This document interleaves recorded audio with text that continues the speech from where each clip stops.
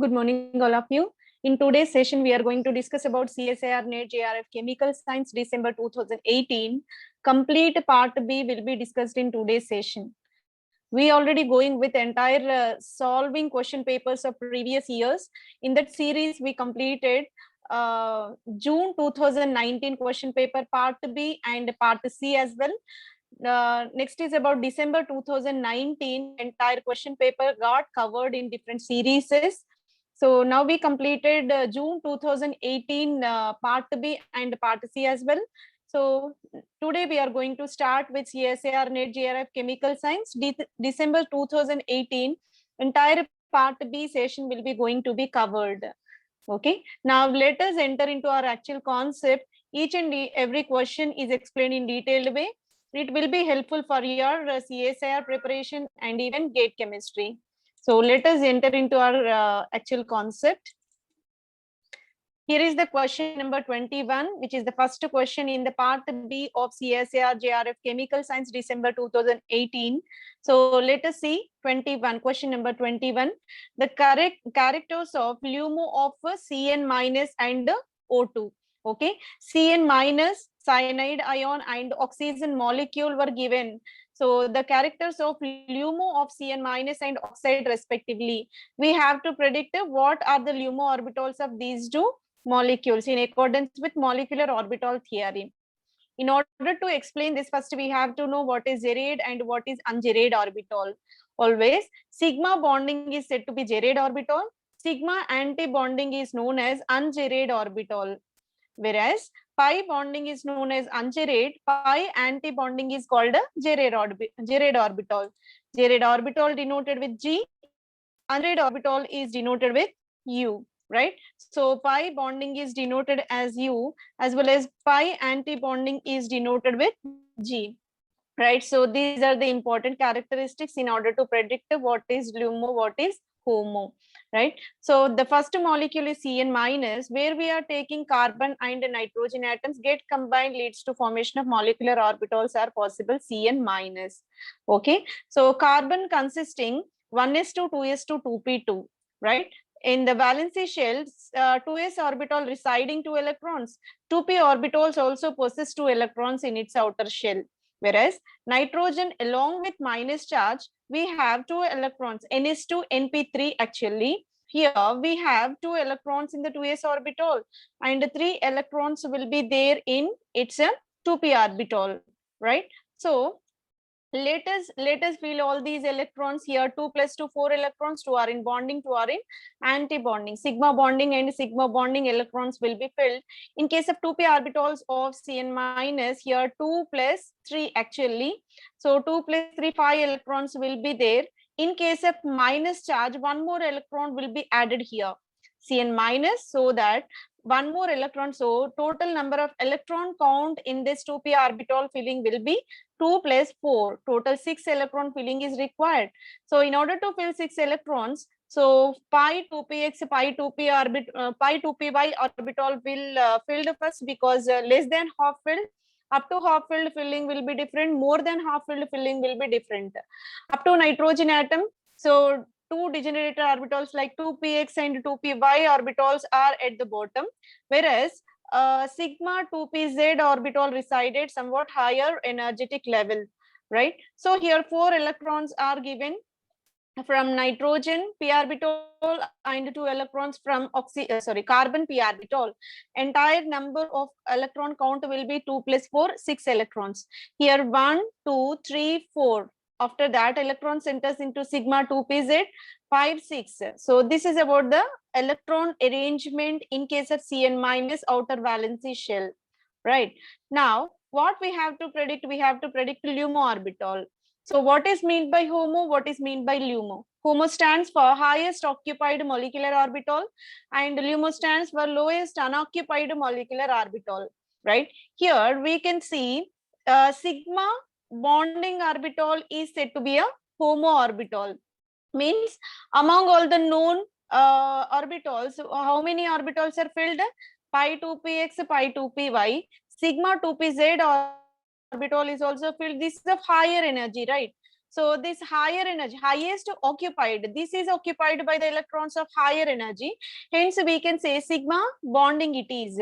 Sigma bonding will be the HOMO. Then where is LUMO? LUMO stands for lowest unoccupied molecular orbital. How many vacant orbitals are there? Pi star as well as sigma star. Three vacant orbitals are there. Among three vacant orbitals, these two are said to be lower energy and sigma star said to be a higher energy level. That's the reason why we can consider these two pi star orbitals as LUMO, right? So when pi star is LUMO, what will be? Pi star means pi antibonding LUMO, that will be Gerard orbital. So here Gerard should be there. Pi Gerard is the LUMO in case of Cn minus. It is the pi orbital and it is said to be Gerard, nothing but antibonding orbital only. That's the reason why for Cn minus LUMO will be pi Gerard. Let us consider this oxygen. Oxygen is the traditional molecule where you can find the filling of electrons in the valency shell. So each oxygen residing 2s2, 2p, 4 electrons in its valency shell. Total 6 electrons are there in its valency shell. So 2s orbital of two oxygens when get combined, sigma 2s bonding, sigma 2s anti-bonding will be filled in this manner, and followed by 2p orbital having 4 electrons in each, total 8 electron system. We have to fill 8 electrons. Here you can observe the change in filling of electrons up to half filled and more than half filled. Up to half filled, lower energy level will be pi 2px and pi 2py, whereas more than half filled, because here we have 2p 4 electronic configuration. That's the reason why here pi orbitals are going up and sigma 2pz is energy is lowering, right? So in case of this one, 4 plus 4, 8 electrons, what will be the order of filling? First sigma 2pz will be filled.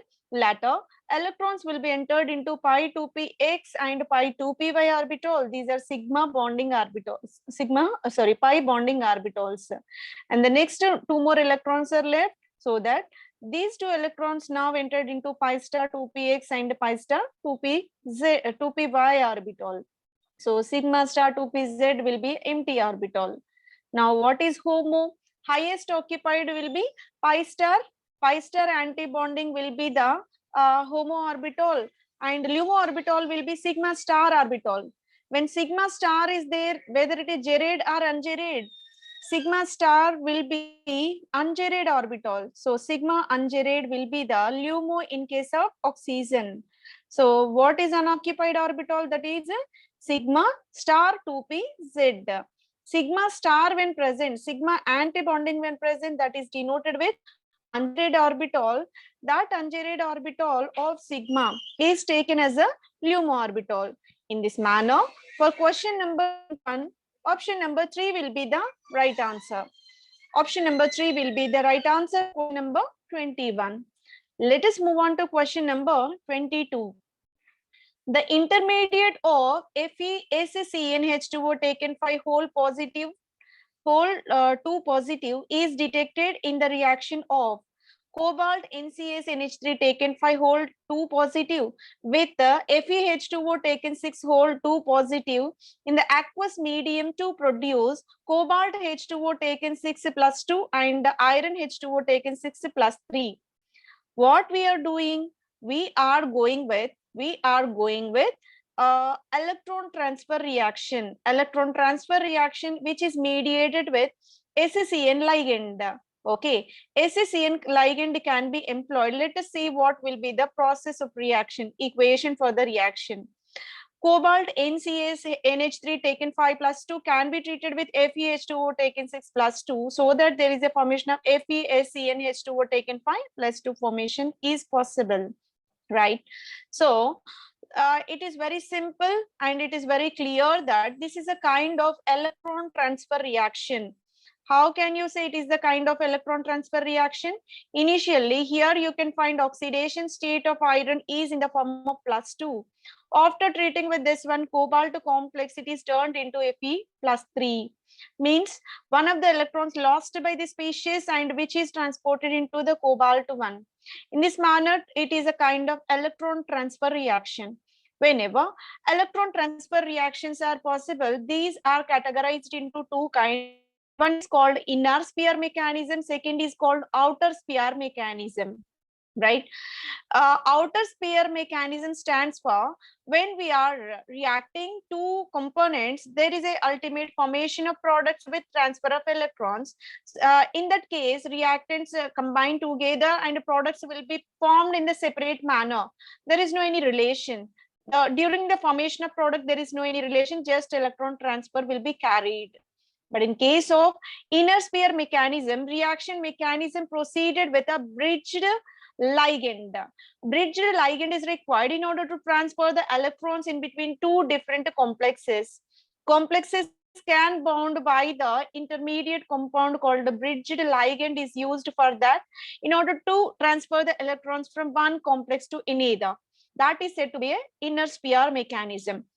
Inner sphere mechanisms are facilitated by the ligands such as chloro and SCN, thiocyanato ligand. Here it is very clear that NCS, here nitrogen bounded to cobalt. After product formation, iron directly bounded to sulfur. Here it is very clear. The atom which is a terminal center used to give the electron pair to the central metal, that is said to be a ligand. But in case there are two probabilities, nitrogen and sulfur able to give the electrons as well. Hence it is known as ambidentate ligand. Ambidentate ligand stands for the ligand which have more than one a kind of electron releasing substances within the molecule is said to be a ambidentate ligand. Initially, nitrogen bound to the cobalt. When it is turned into the product, sulfur bounded to the iron, right? So in both the cases, ligand will be same, but linkage will be different. That is called ambidentate ligand. So whatever the compound it is, NCS working like a bridged ligand and used to transfer the electrons. Hence, it is a kind of inner sphere electron transfer mechanism. That's the reason why for question number 22, we can say option number 3 will be the right answer. Let us move on to question number 23. A chelate ring made by macrocyclic ligand in vitamin B12 are vitamin B12, alternatively known as cyanocobalamin. It is a system of Corine system having central metal cobalt, and here we have Corine rings around that one. They are asking for a chelate ring made by macrocyclic ligand in vitamin B12. What kind of chelate rings will be formed? When we observe the structure very clearly, you can see here one 6-membered ring is there, here also 6-membered ring, here also 6-membered ring. These 6-membered rings are surrounded in this Corine system, and one is said to be a 5-membered ring here. Hence, in vitamin B12 cyanocobalamin, around this cobalt, we have 3 6-membered and 1 5-membered ring as well.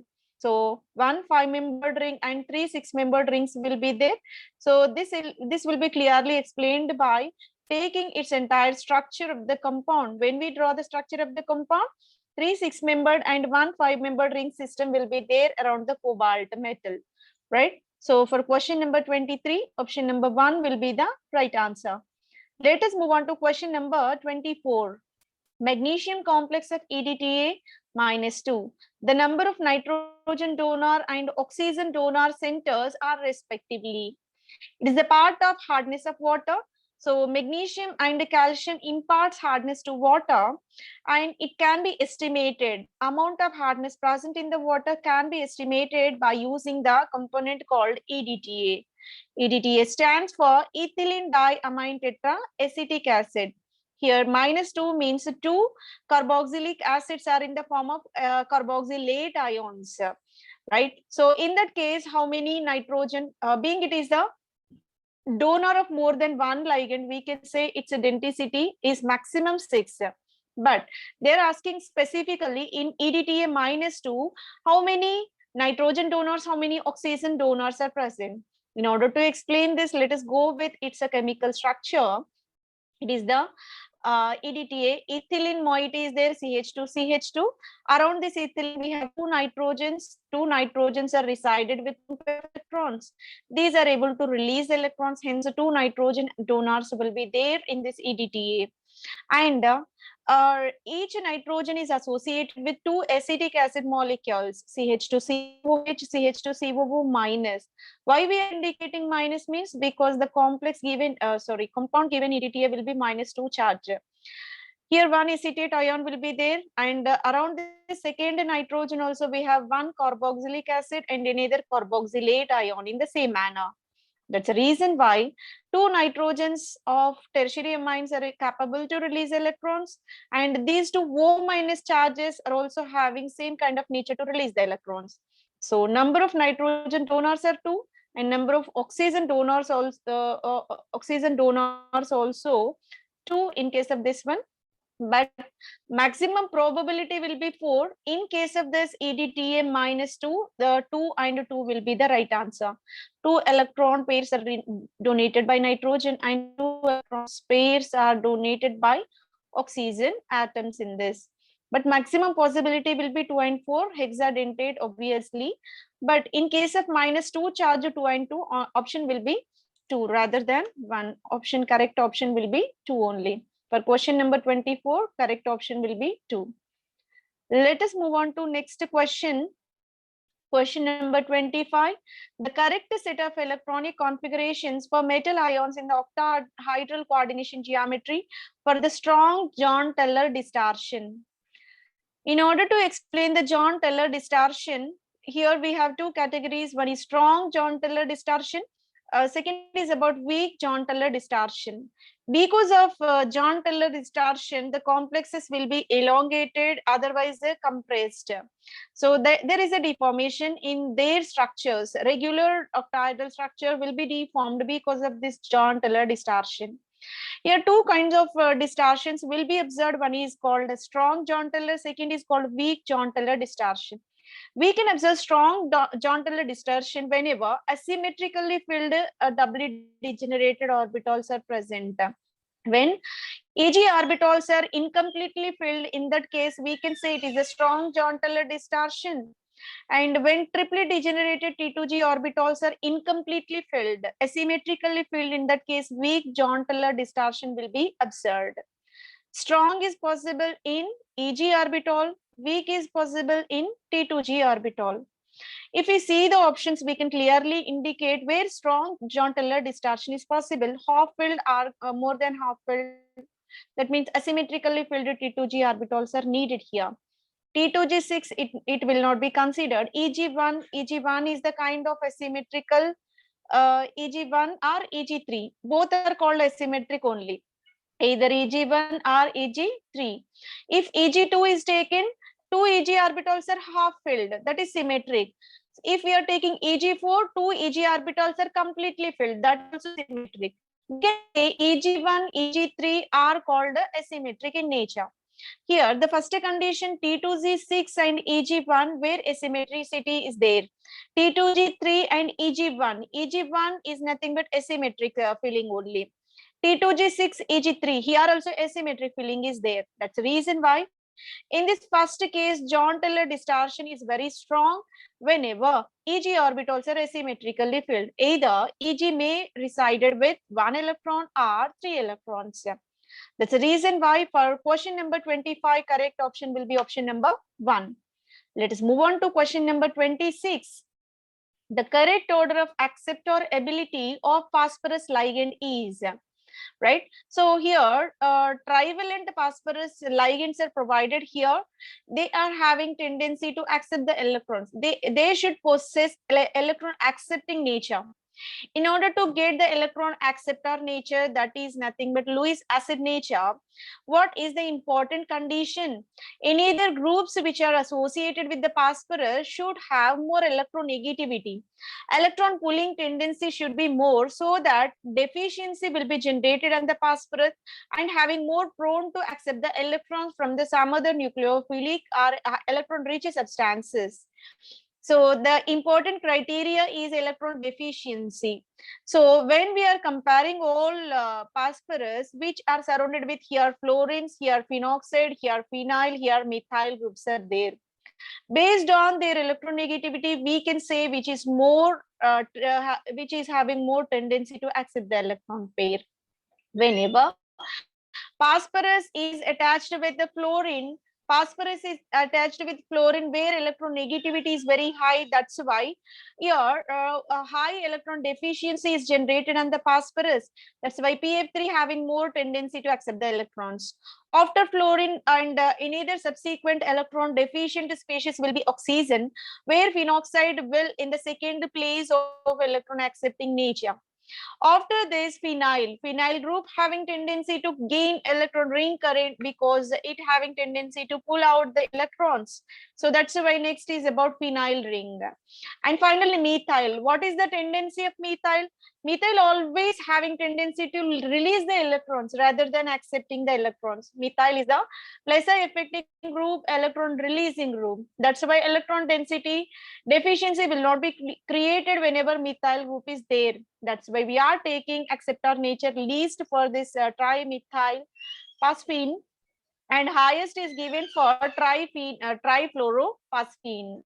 For question number 26, option number 2 will be the right answer. This is purely based on electron deficient nature of surrounding atoms which are present on phosphorus. More the electronegativity, greater the electron deficiency, greater the tendency to accept the electrons from any other electron rich species. That's why question number 26, right option will be option number 2. Let us move on to question number 27. In the P31H NMR spectrum of diamagnetic complex MER MPR3 whole thrice Cl3, in transition metal, central metal is the transition metal, d block element is its angular momentum is given by 0. Expected number of resonance structures are, how many resonances are possible in P31H NMR spectrum of diamagnetic complex? First, we have to see what is MER isomer, what is FAC isomer. In case of this compound, we can write this complex in the form of two possibilities. One is FAC isomer, second is MER isomer. Here, this FAC and MER purely depends upon the ligands which are present in the axial position. If two axial ligands are similar, that is known to be a MER isomer. If two axial ligands are different, that is said to be a FAC isomer. Here the possibilities are PR3 can be represented in this manner: 1, 2 positions occupied by trialkyl phosphine, and remaining 3 positions of octahedral corners are occupied by chlorides in this. When we are taking second MER isomer, central metal is surrounded by alternative arrangement of PR3 and chloro. So alternatively arranged. When you observe these both, what happens here? Two axial positions are having similar ligands, hence this is considered as a MER isomer. In case of this first one, chloro and the PR3 are there on the axial position, hence it is a kind of FAC isomer. Then we have to predict a number of possible resonance structures. Whenever we observe this second, they are asking specifically for MER isomer only. So this to be considered for this one. In case of this one, the probable set of PR3 ligands are, because P31 in MR is specifically mentioned. That's why here phosphorus, a set of phosphorus functional groups we have to predict so that equal number of resonance structures will be generated. When we see this, two axial, these are said to be axial, and which are present within the plane are said to be equatorial in nature in this octahedral complex, right? Ligands are two types in octahedral complex. Two are called axial, and remaining 4 which are present within the plane are called equatorial in nature.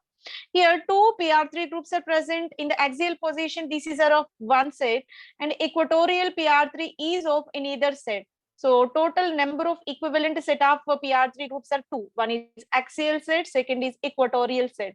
So equal number of resonance structure will be appeared for this complex MER isomer. For question number 27, right option will be option number 3. So in this way we can explain. Let us move on to question number 28.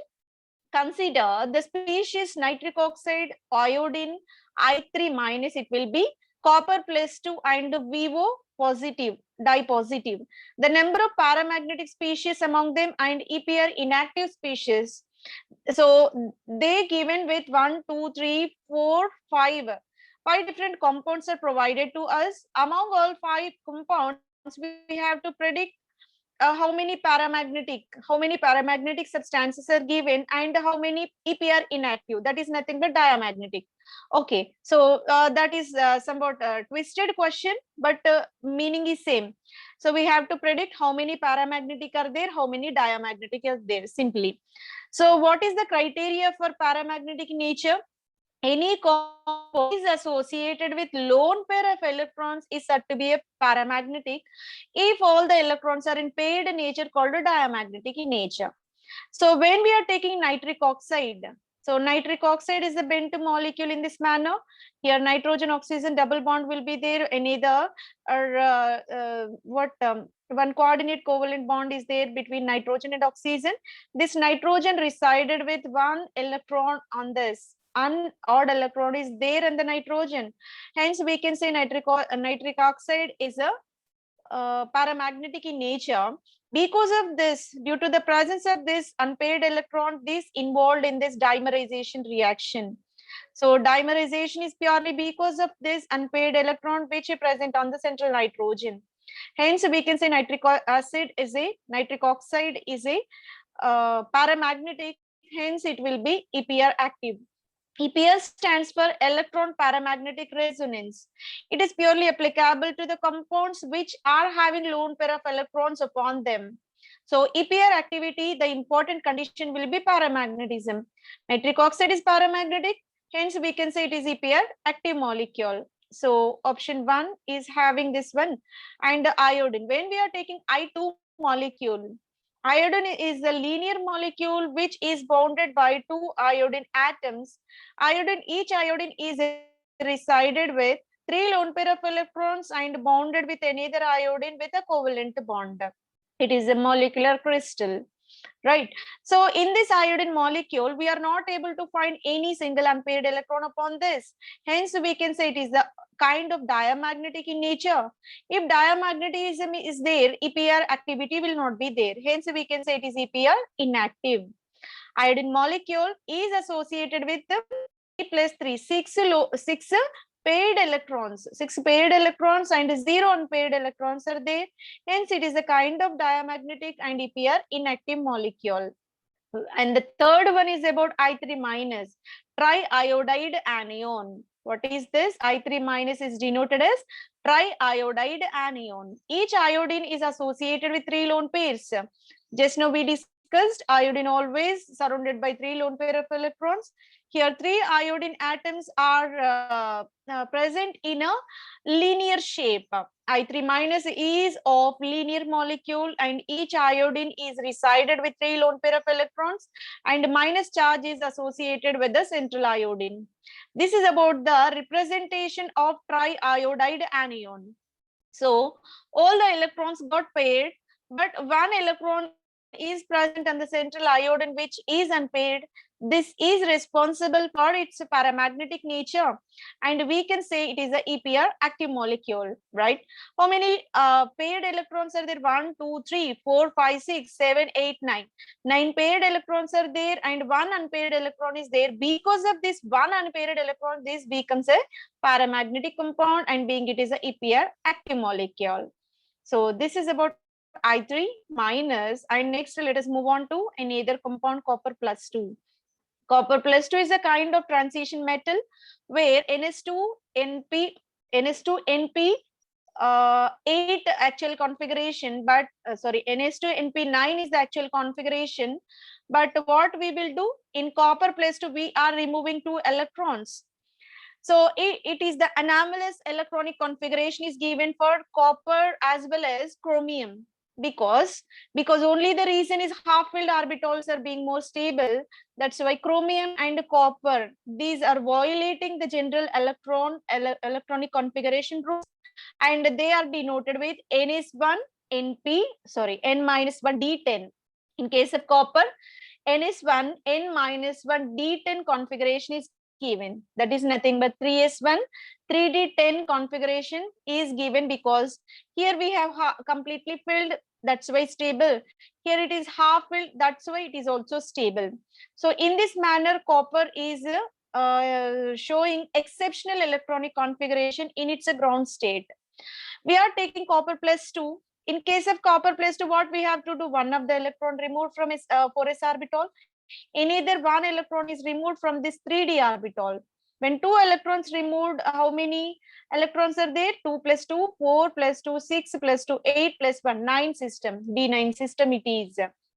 In this D9 system, 1, 2, 3, 4, 4 paired electrons are there and one unpaired electron is there. This unpaired electron is responsible for its paramagnetic nature and it will become EPR active molecule. This will become EPR active due to the presence of this unpaired electron within the molecule. Hence, copper plus 2 is a paramagnetic and EPR active. Let us move on to another option, that is VO positive dipositive ion. Right, vanadium oxide plus 2. So it is a kind of D3 system, and it is the kind of D3 system. So here we have 3 electrons and 5 for vanadium. So 5 electrons are given for vanadium, but oxygen -2 charge will be there. So vanadium is having 3 electrons in this.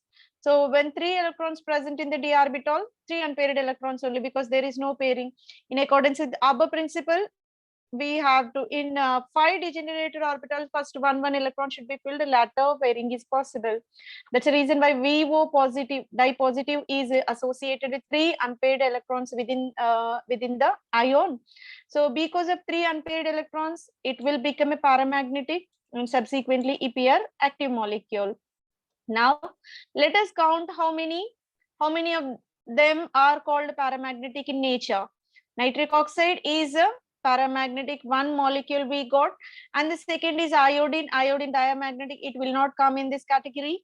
Third molecule I3 minus triiodide anion, this is also a paramagnetic, so it is a second one. Third one is copper plus 2, it is also paramagnetic, third molecule. And fourth one will be VO plus 2. VO plus 2 is paramagnetic. Total 4 paramagnetic molecules there. 4 paramagnetic molecules and ions are there. Then how many EPR inactive molecules are there? Only one, that is iodine molecule. Iodine molecule is diamagnetic, hence we can say it will be EPR inactive.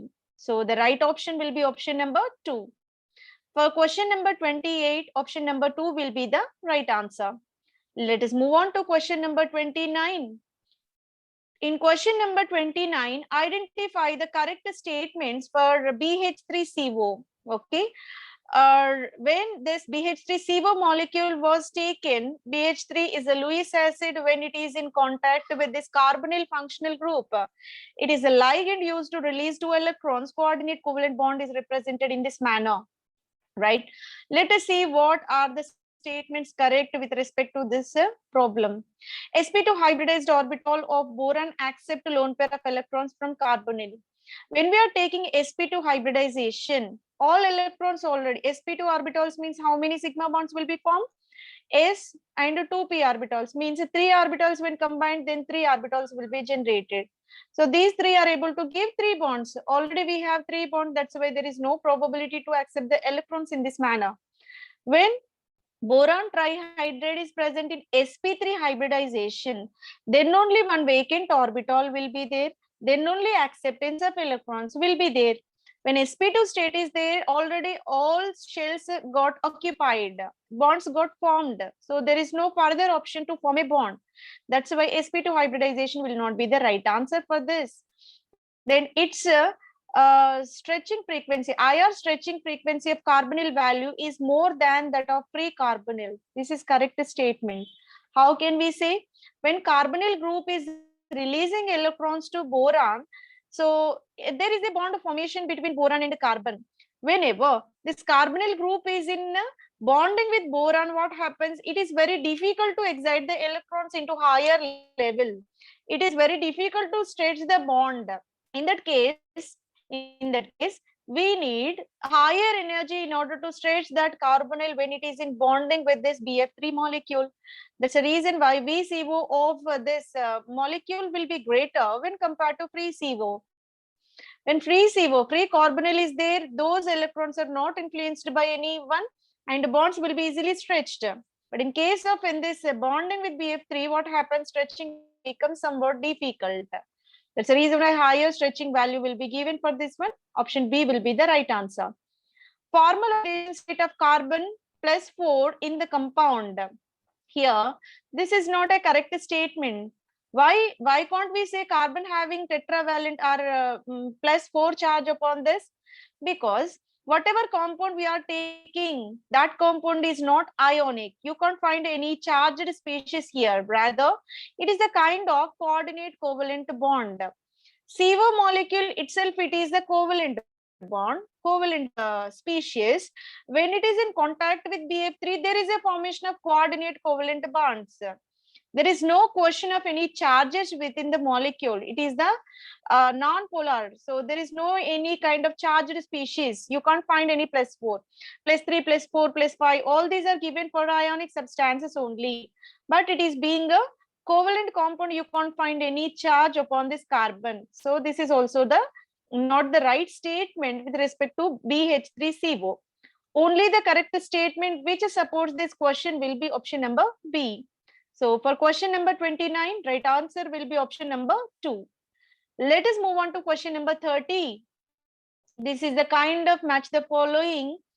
Column 1 are given with different substances. We have to combine with its relevant answer. For that purpose, first one will be laser source. Where we can use laser source as a radiation source? In spectropolarimetric analysis. In spectropolarimetric analysis, what we are using, excitation sources can be either lasers, LED can be used, light emitting diodes can be used, lamp can be used, xenon arc can be used, mercury vapor lamp can be used. So alternatively, so many radiation sources are there. Among all, these lasers are the one of the radiation source for this spectropolarimetric analysis. That's why for these laser sources, option number 4 will be the right mapping. Second is about thermometric titrations. Whenever thermometry we are doing, in that only meaning is there we are operating with change in the heat conditions. That's why thermometric titrations are associated with the change in the heat of the reaction. So for option number B, right map will be option number 3, right? So we can match this thermometric titration with heat of the reaction. And third is about gelatin. Gelatin is a starch type of material. It is of carbohydrate material, and this gelatin is required in polarographic measurement method. Okay, in polarimetric method, it is the optical measurement method where we can apply gelatin. The purpose of gelatin will be dropping mercury electrode. So we are using dropping mercury electrode in this titration process. So which used to reduce the streaming motion of mercury, so which used to reduce the movement of mercury. So for that purpose, gelatin, being it is a gum or starchy type of material, used to avoid the motion of mercury. For that purpose, we are using gelatin in polarographic measurement. And fourth option will be gas liquid chromatography.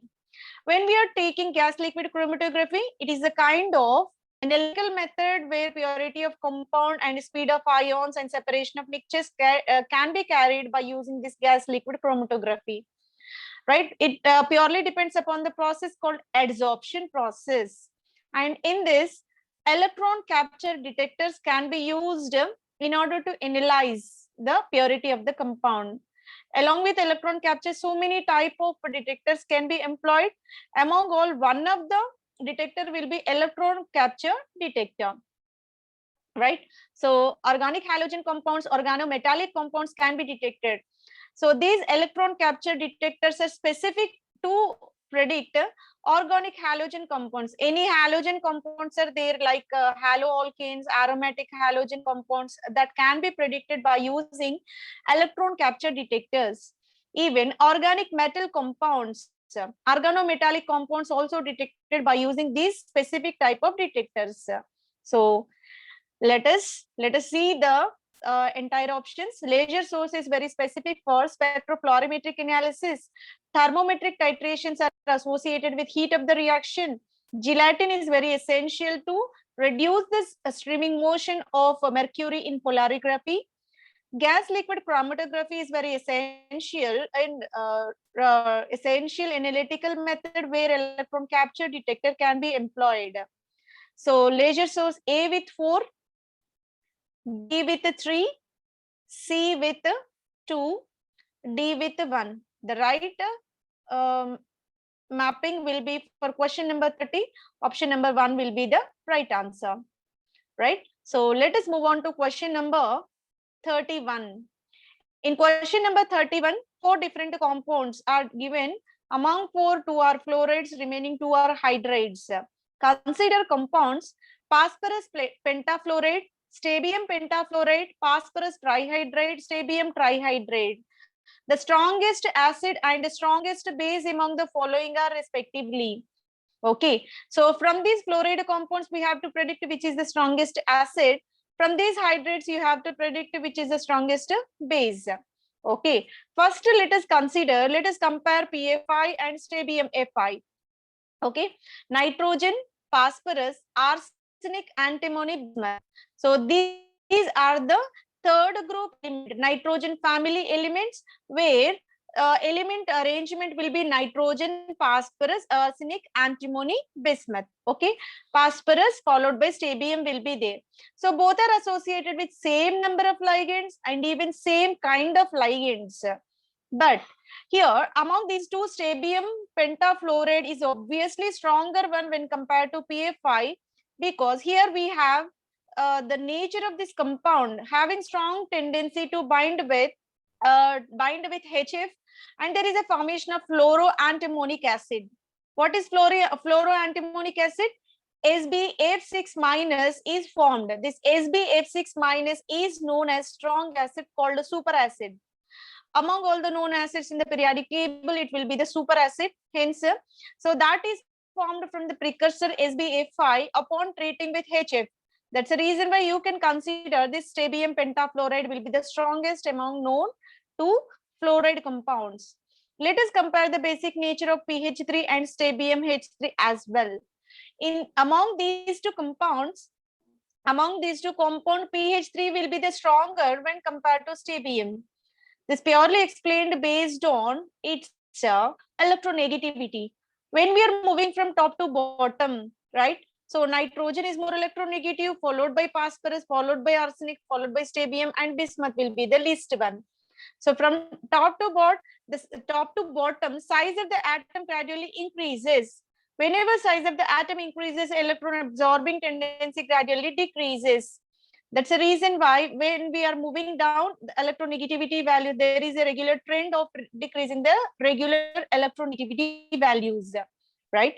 PH3, strontium trifluoride. Phosphorus is 2.2 electronegativity. Strontium will be 2.1 electronegativity, right? So phosphorus have more strength to pull the bond pair electrons and increase the electron density. Hence, PH3 having strong basic nature.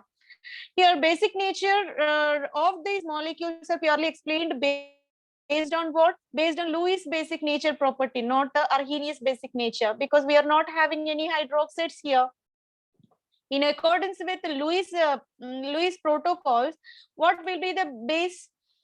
So Lewis base will be electron pair donor. Electron pair donor is called Lewis base, and electron pair acceptor is called Lewis acid, right? So when electron releasing tendency is more, that will become stronger Lewis base. When we are taking phosphorus having stronger tendency compared to strontium, because its electronegativity will be 2.2.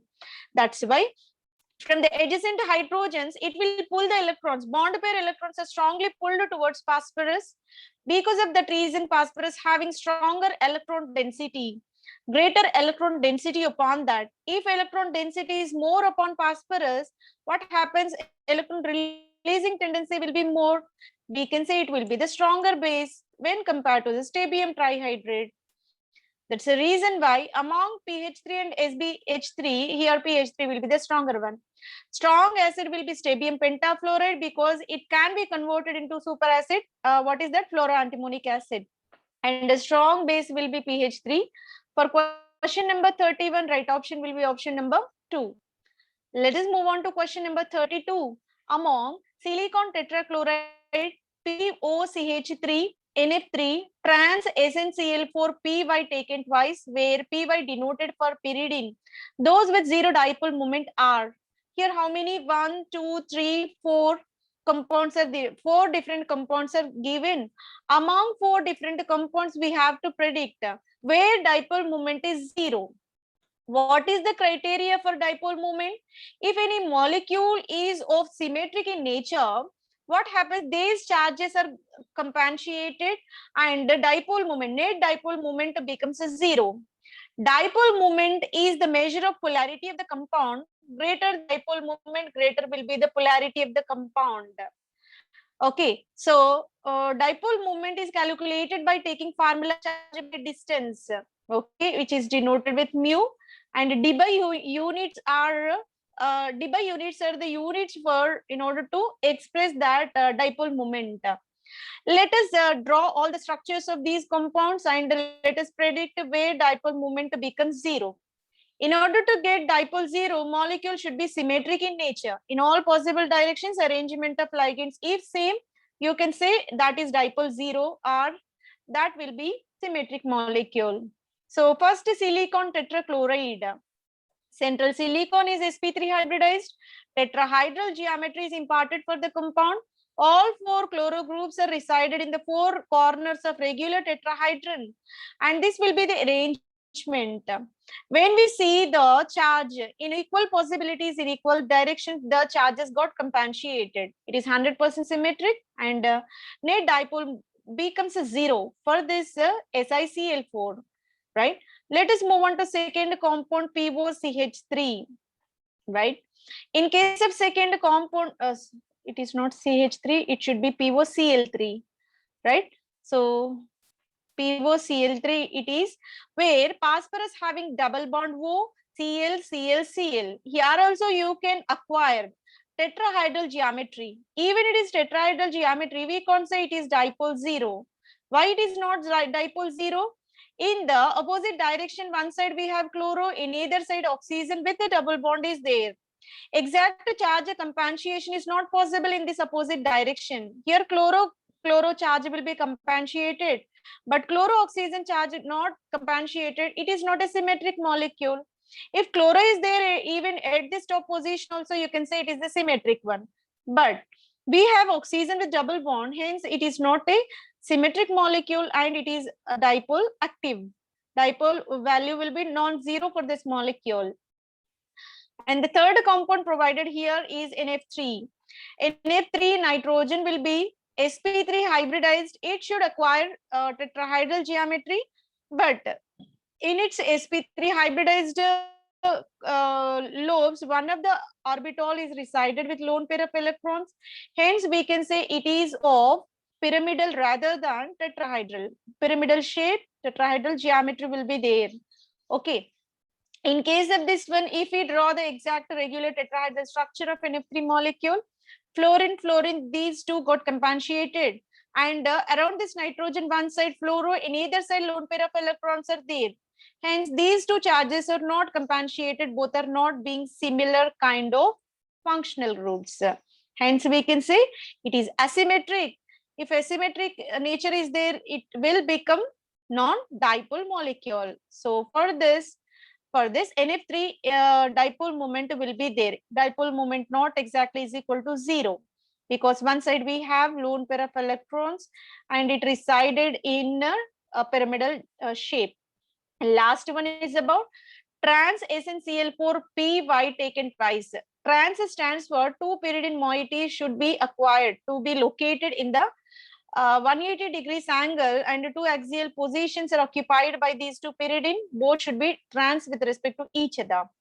When we see the octahedral geometry of this tin molecule, around this tin, two pyridine resided in the axial position and remaining 4 chlorine groups are present in the equatorial.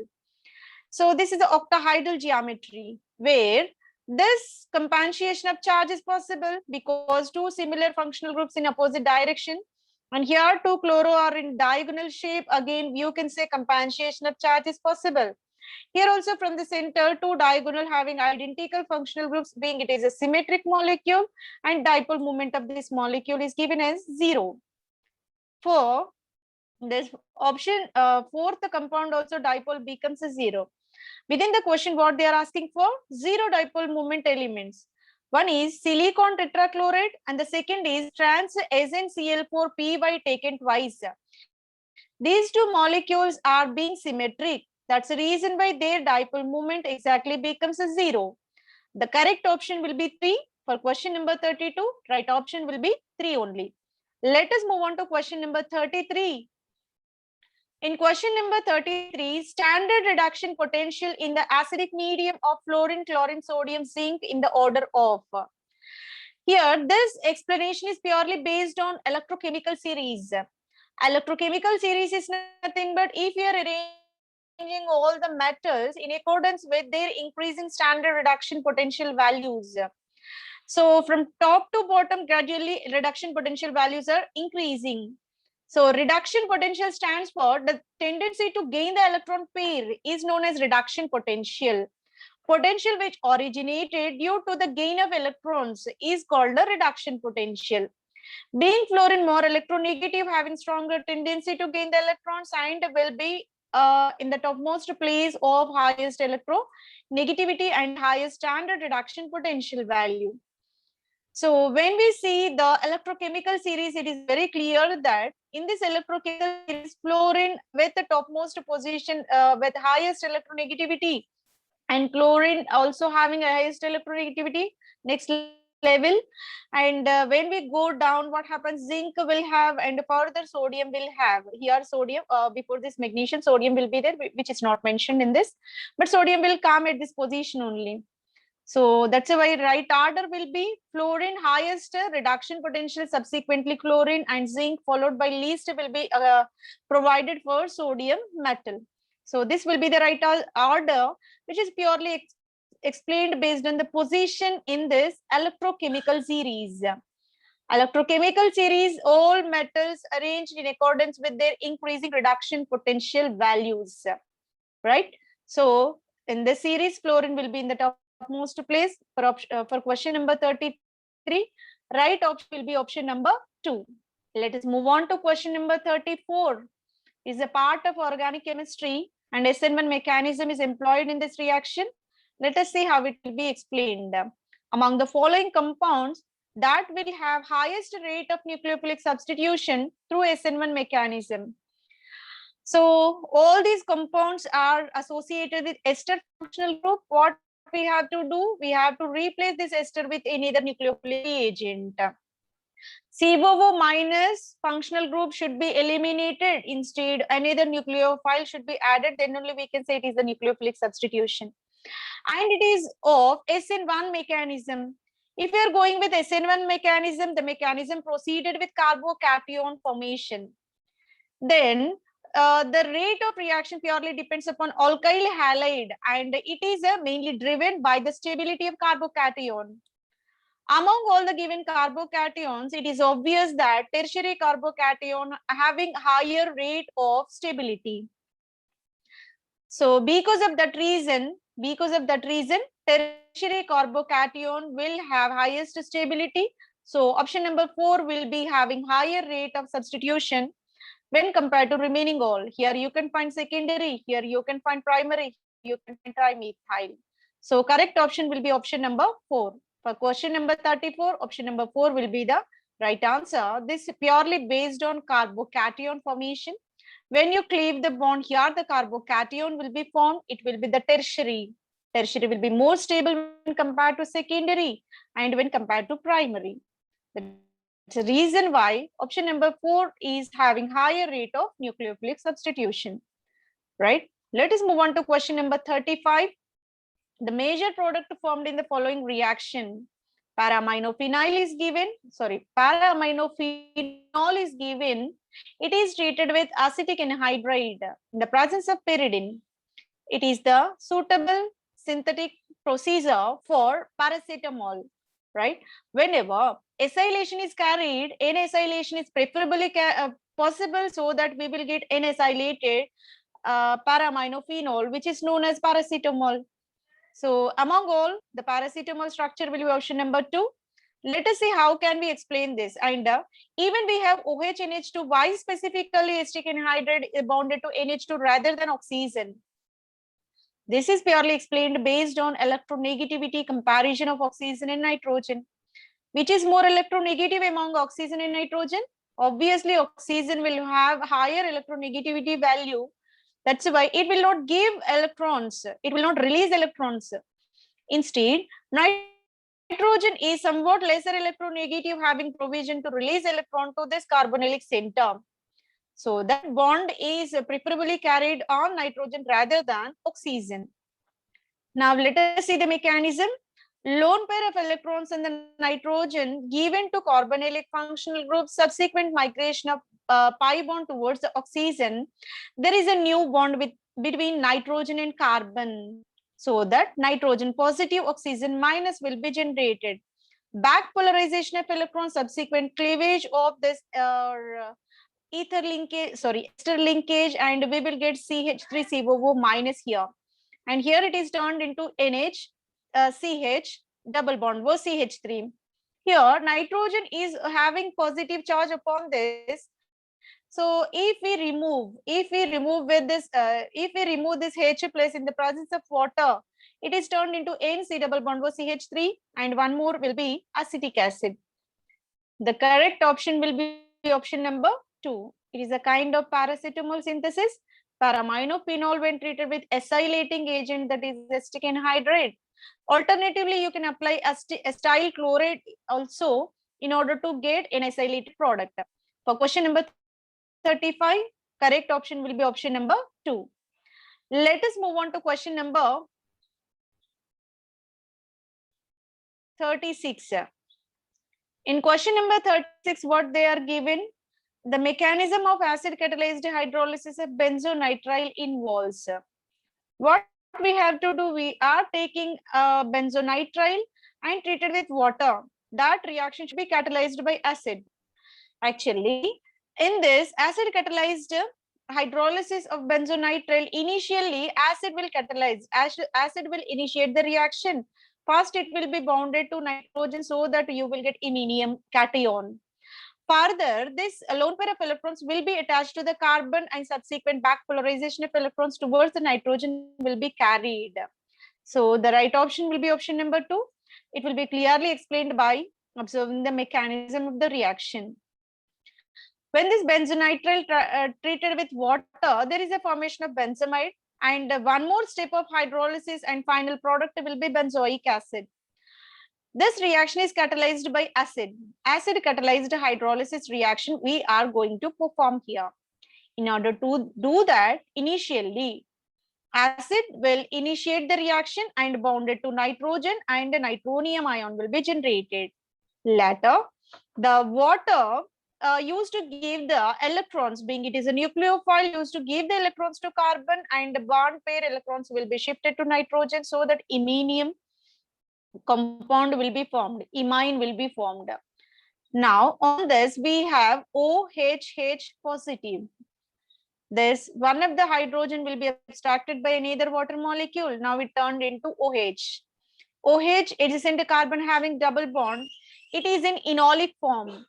Now you can say there is a tautomerism. Enolic form can be turned into ketonic, and here you will get ketonic form, that is called benzamide. This benzamide further subjected to one more step of hydrolysis. Water used to give the electrons and the migration of electrons towards oxygen, so that oxonium ion will be generated and back polarization of electrons and NH2 group will be eliminated. You will get carboxylic acid, and one more byproduct will be ammonia. The final product will be benzoic acid. This is the mechanism which is initiated by taking N-protonated benzamide. Option number 2 is the right answer for question number 36. Let us move on to question number 37. In question number 37, what kind of reaction it is? It is of Friedel-Crafts acylation. So it is a characteristic reaction of aromatic compounds. Friedel-Crafts acylation carried benzene upon treating with acetyl chloride in the presence of Lewis acid anhydrous AlCl3. Formation formation of acetyl benzene is possible. During this reaction, here the resonance hybrid structure is provided to us. So how the reaction will be started? Initially, CH3COCl is treated with AlCl3, so that there is a generation of carbocation. Acetyl carbocation will be formed because chloro will be abstracted by AlCl3. It turned into AlCl4 minus. Here we will get CH3CO positive. That CH3CO positive is a carbocation attached to the benzene. It is a kind of electrophilic substitution reaction. In electrophilic substitution reaction, when this carbocation is added, adjacent the carbon resided with positive charge. That positive charge delocalized within the benzene ring, and which can be represented by resonance hybrid. It is a combination of all canonical structures, right? So from this resonance hybrid, further one of the H plus eliminated and retention of aromaticity is possible, and we will get acylated benzene. This is the simple Friedel-Crafts acylation reaction of benzene molecule. In this, in energy profile diagram, what is the place of this A? What is the place of this intermediate compound? We already know it is the combination of all canonical structures. It is of resonance hybrid. Resonance hybrid is always having the stability, higher stability, lower energy nature. We are taking benzene. Here is the benzene molecule and is added with a given reagent so that its excited state will be formed. When this canonical structure, resonance hybrid, is formed, whose energy will be lowered because of high stability. Again, it turned into excited state, activated state, and further turned into a product by removing H plus, right?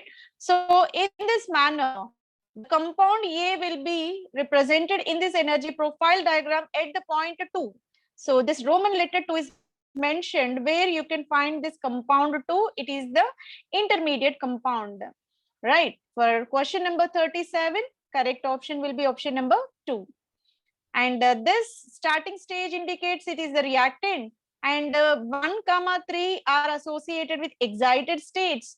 This option number 2 will be the intermediate low stability state, and 4 represent the product. What is the product? Acetophenone is the product. That will be the 4th position. For question number 37, right option will be 2. Let us move on to question number 38. Here, we are provided with a one long chain hydrocarbon associated with ester and olefinic double bonds. It is treated with magnesium ClO4 hole taken twice, and it converted into a cyclic system. It is the cyclic system, right? So this transformation is denoted as what kind of reaction? Aldrin reaction, Michael addition, sigmatropic rearrangement, Wagner-Merwin rearrangement. Among all, which is a suitable one, we have to predict. It is a kind of Aldrin reaction. Why it is called Aldrin reaction? Let us see.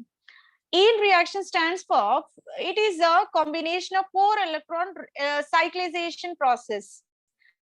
When 4 electrons are present having adjacent allylic sigma bond, adjacent allylic sigma bond free, in that case it will involve in delocalization of bond and cyclization of bond, and subsequently a ring system will be generated. Okay, so it is the kind of 2+2 cycloaddition type of reaction, but the compulsory condition will be allylic position, sigma hydrogens, alpha hydrogen should be present in this molecule. Here you can find the allylic position. Here 2 allylic positions are there where free hydrogens are present upon them.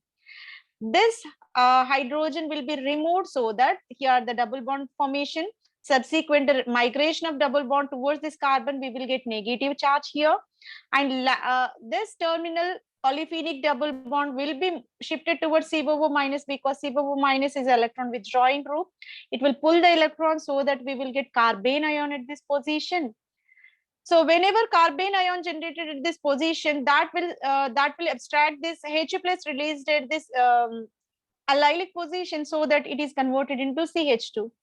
When pi bond is shifted, what will be the charge on this carbon? The charge on this carbon will be positive. The charge on this carbon will be negative. And here the formation of double bond. Now, positive and negative charges are present at these two carbon centers will be cyclized. This is the process of electrocyclization. Whenever electrocyclization is carried and the remaining two groups which are present on the same plane will come in the same stereo orientation. Their orientation will be in the same position. That's the reason why option number 1 will be the right answer. It is the part of order in reaction. In order to get order in reaction, the compulsory condition is this is intramolecular. So you may take two different compounds having one with the olefinic double bond, another with the allylic hydrogen even. So within the molecule, we have two double bonds and allylic free hydrogens are available, so that migration is possible and ring cyclization is possible. For question number 38, option number 1 will be the right answer. Let us move on to question number 39, where three different compounds are given. All are cyclic lactone systems. 5-membered cyclic lactone systems are provided to us. IR spectra, stretching frequency in centimeter inverse for carbonyl groups for the following compounds. Right, we have to predict whose IR stretching frequency will be higher and whose IR stretching frequency will be lower, right? So in this case, so in order to get higher stretching frequency, there should not be any kind of conjugation within the molecule. If any conjugation is there, conjugation stands for alternate double bond arrangement is said to be a conjugated system. Whenever conjugated system is there, what happens? Conjugation will improve the delocalization of electrons. Whenever electrons are delocalized, migration of electrons are faster. When migration of electrons are faster, bond stretching becomes simple. In that case, stretching will be very simple when alpha beta unsaturation, when there is a conjugation, when compared to free carbonylic functional group. In all the cases, we have cyclic lactone only. Here C double bond O, here C double bond O, here C double bond O. But what is the factor which drives here? That is the conjugation, presence of conjugation. In the first case, in the compound A, we have alpha beta unsaturated, so that there is a conjugation. In compound 2, there is no any conjugation. It is a free carbonyl group. In compound 3, we have external conjugation system. This is internal, endo. This is exoconjugated system, where exoconjugated system is very free in nature. That's why it will be delocalized very faster. So the stretching will be very simple. Whose energy will be, internal conjugation will be convenient, so that stretching will be faster. The electrons can be easily, because within the molecule, electrons are moving in the same fashion. So that whose stretching frequency will be lower because of higher rate of delocalization of electrons. That's why A will have very least stretching frequency because of high rate of conjugation, high rate of delocalization of electrons.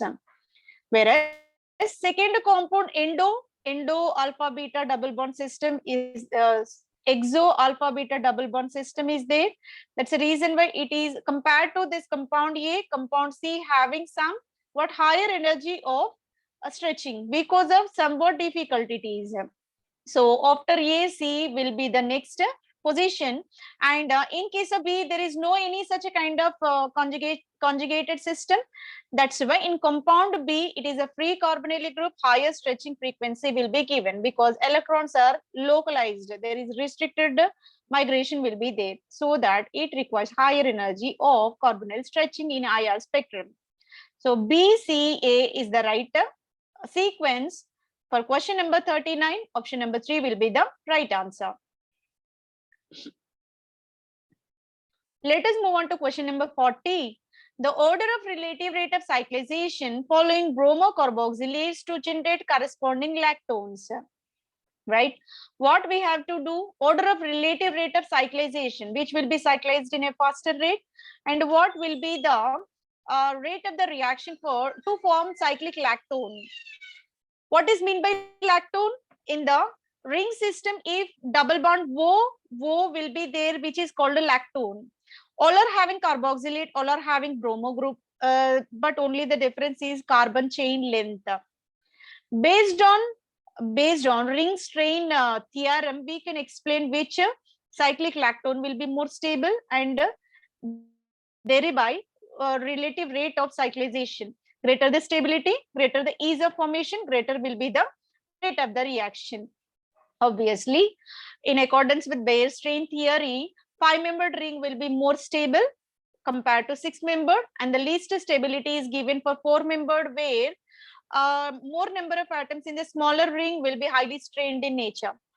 That's why here is the, in all the cases, we are able to form a cyclic system. When we are taking first compound, this bromo will be attached here, subsequent bromo, this oxide will be attached here, and bromo will be removed, so that we will get 4-membered lactone ring. In the second case, O minus will be attached to this carbon atom, so the bromo group will be removed, and a cyclic 5-membered lactone will be formed.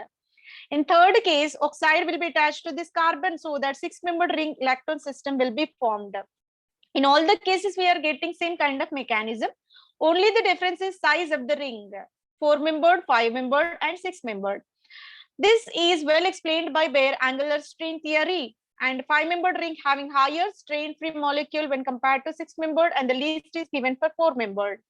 In the same manner, its rate of reaction also present. So B will be the higher rate of reaction, followed by C, followed by A will be the least, being it is a highly strained one. For question number 40, option number 3 will be the right answer. Let us move on to question number 41. Here, polyhydroxycarbonyl compound was given. This is a part of carbohydrate chemistry, right? Now, this is the molecule of triose. The triose molecule, how many carbons are there? 1, 2, 3, 4. 4 carbon system. Polyhydroxy aldobutanone. Okay, so aldobutose. Polyhydroxy aldobutose, it is a threonine system, right? And here it is added with HNO3 in the presence of water, right? HNO3 is the oxidizing agent, strong oxidizing agent, which used to convert these two terminal carbons into corresponding carboxylic acid. Okay, when bromine water is added, bromine water is a mild oxidizing agent. Only selectively aldehyde group will be oxidized into corresponding carboxylic acid. But oxidation in the presence of nitric acid, being it is a stronger acid, stronger oxidizing agent, two terminals are oxidized. Here we will get COOH, here also COOH will be obtained. Let us see the mechanism. This also converted into COOH, this also converted into COOH. So when we are getting COOH, and so initially both the hydroxy groups are in the trans position. Now they are shifted into cis position, because when hydroxy groups are there in the cis position, actually cis position is not required, not preferable at all, but exceptionally when OH groups are present, OH groups are most having more tendency to present in the same side, because they're able to form the hydrogen bonding within the molecule. If they are present in the suitable position, then only hydrogen bonding is possible. That's why the orientation will be in the wedge bond rather than trans representation. Whenever this arrangement is there, it poses center of symmetry. So center of symmetry will be given, plane of symmetry is given for this molecule, and even center of symmetry is also present within the molecule. So because of plane of symmetry, this involved in internal companionship, and which is called a meso compound. So here the formation of mesotartaric acid is possible from this threonine molecule. So when it becomes that mesotartaric acid, that will become optically inactive. What could be the reason for optical inactivity? Due to the existence of sigma plane. So sigma plane, and it will become meso compound. So for question number 41, right option will be option number 2. Right? Option number 2 will be the right answer. Let us move on to question number 42. The major product formed in the following reaction. We are taking a pyridine ring. It is composed of chloro, methyl, bromo functional groups upon them, right? So now we are treating with methylamine. Methylamine is added to this one upon heating. This is a kind of substitution reaction. We have to substitute the molecule with halo. Either of the halo group can be removed and there is the addition of NH minus. This is a kind of nucleophilic substitution. NH minus group should be added. Here we have two provisions, bromo and chloro. What is the order of leaving group ability? Iodo followed by bromo, followed by chloro, followed by fluoro will be the right order. But exceptionally, in this molecule, even bromo is the better leaving group. The selective substitution takes place at second position instead of this third position. How can we explain this? And how this option number 4 will be the right answer? Instead of, actually, what should be the product? Option number 3, in accordance with better leaving ability of halofunctional group. But we got product 4 as the major one instead of 3. This can be explained on our stability carbocation formed. So if we are getting carbocation, so if we are removing bromo group, carbocation will be generated at third position. If chloro group is removed, carbocation is generated at second position. Based on the stability of this carbocation, we can explain the rate of reaction and the provision of feasibility of the reaction. In both the cases, resonance is possible, but in case of this one, this positive charge is strongly stabilized by the adjacent electronegative nitrogen. Nitrogen having tendency to pull the electrons towards that one, so that this charge will be compensated, and it used to give the stability, extra stability to this. So here this charge will be now selectively attached with this given nucleophilic reagent. So substitution is specifically carried at second position rather than third position, right? So hence we can explain its stability based on the nitrogen electronegativity nature, and option number 4 will be the right answer for question number 42. Let us move on to next question, that is 43. Order of reactivity of the following dienes towards Diels-Alder reaction.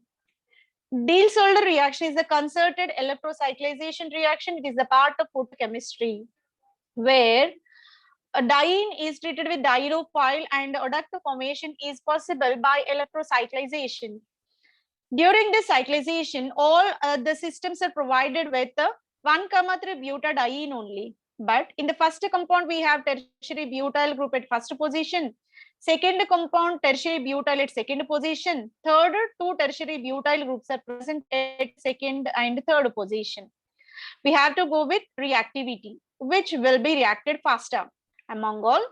When tertiary butyl stands for carbon attached with methyl in 3 positions.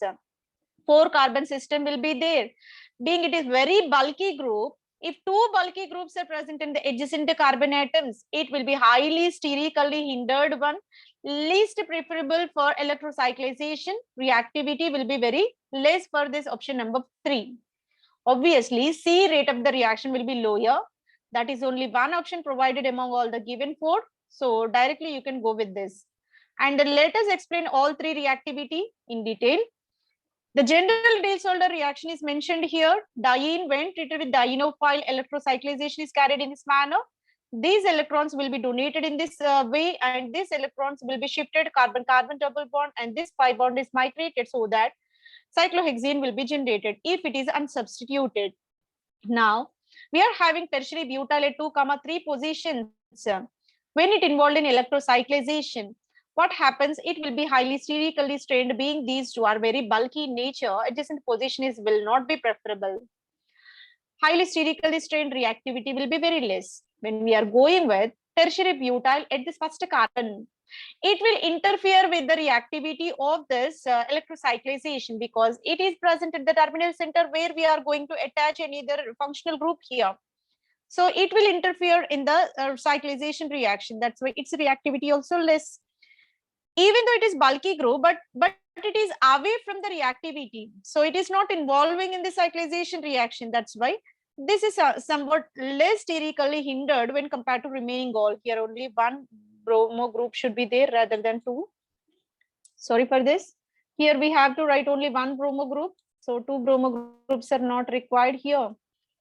Here the possibility will be only one bromo. So this should not be there. This should not be there. Only one bromo group is required in this case. And this is also not the right position. Bromo group position will be here. Here is the bromo group. Here is the bromo group is there. And in last option, the sorry, it is not a double bond, the single bond. In the last option, only one bromo group, tertiary butyl group is there at this carbon atom, right? So this is the actual statement which is provided to us.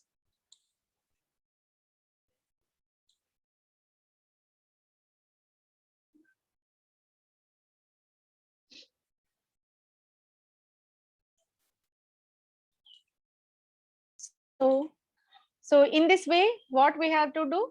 So this is the least sterically hindered when compared to remaining all. That's the reason why least sterically hindered will be option number B. So whose the rate of reaction towards Diels-Alder will be more?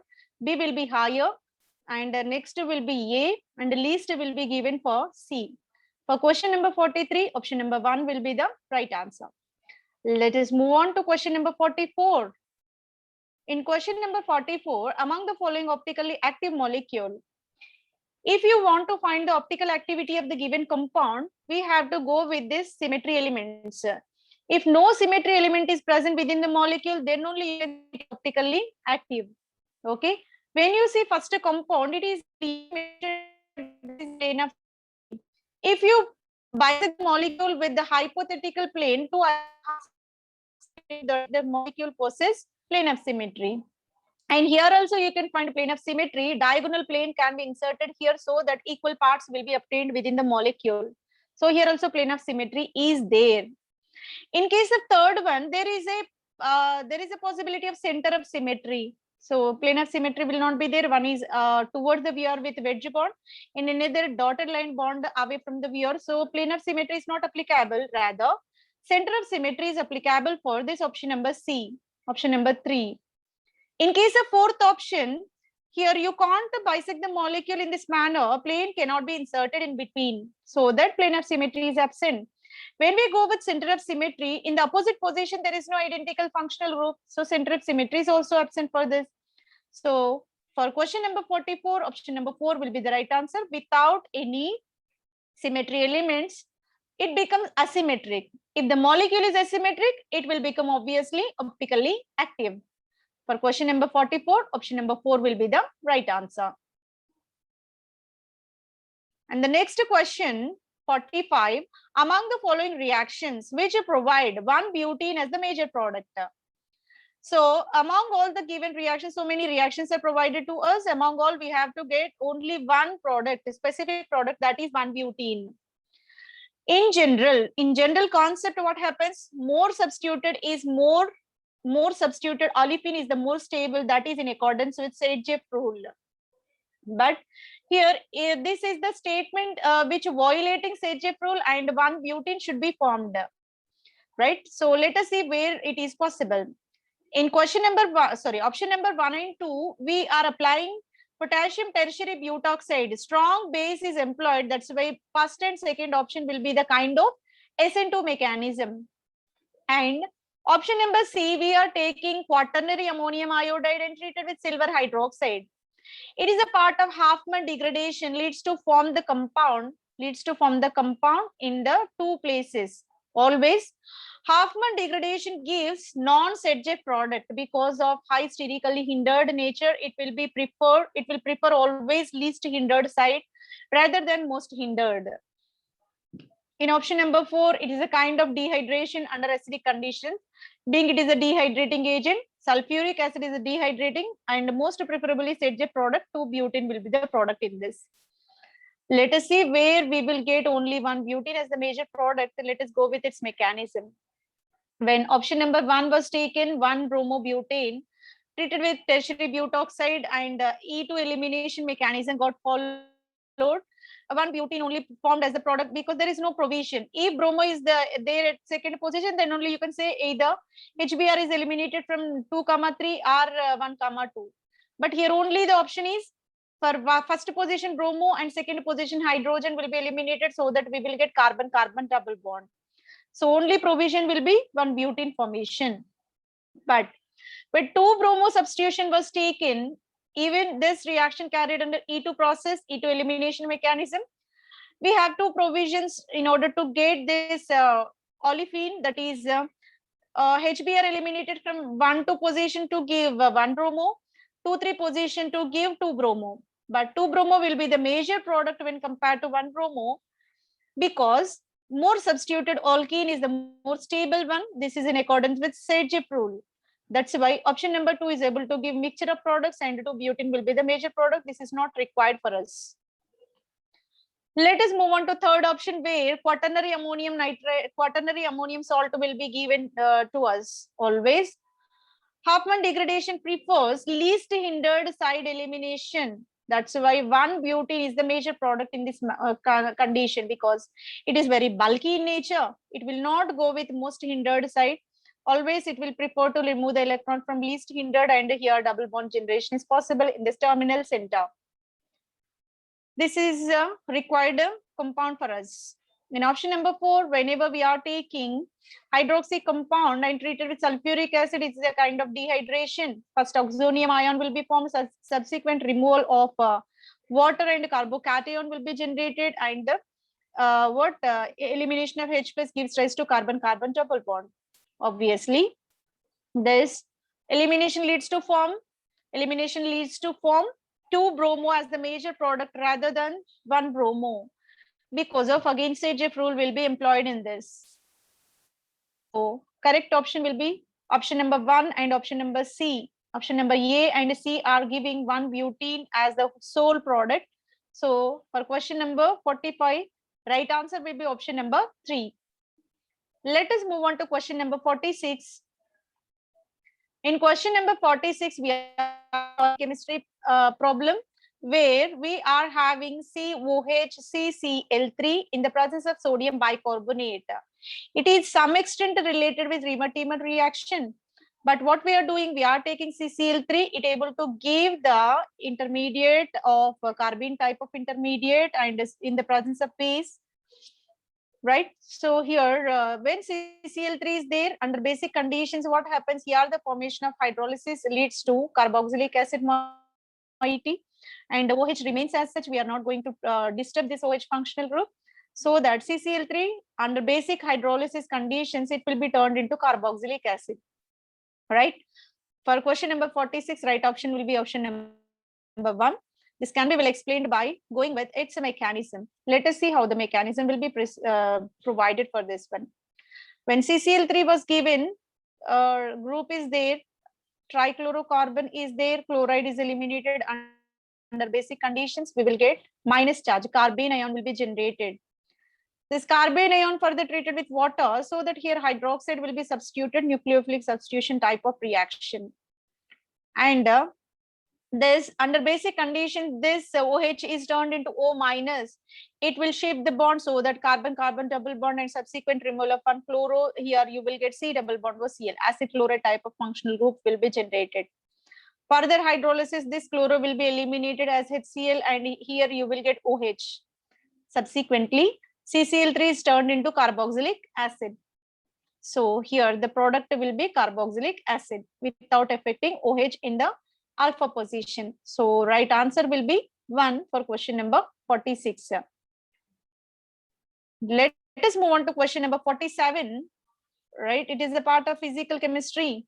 The internal pressure of liquid drop radius 10 to the power minus 6 is greater than that of external pressure by 1.5 into 10 to the power 5 Newton meter inverse 2. The surface tension of the liquid is closest to 2. This is a part of physical chemistry. Surface tension needed to be calculated. Let us see the formula for surface tension. This is given by Young-Laplace equation. Delta rho is equal to 2 gamma by r. This gamma stands for surface tension. Gamma is equal to, among all we have to predict, it is required to calculate the surface tension of the molecule, that gamma is equal to delta P into R by 2. Gamma is equal to delta P into R by 2, where delta P value is given as delta pressure change is given by 1.5 into 10 to the power 5, 1.5 into 10 to the power 5 into 10 to the power minus 6. R value is given as 10 to the power minus 6.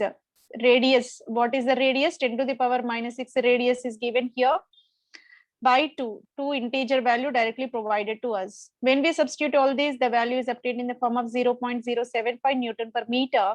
It can be multiplied with 10 to the power minus 3, then it is converted into 75.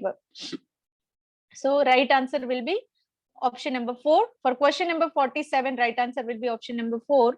In order to calculate, the important formula will be delta P is equal to 2 gamma by R.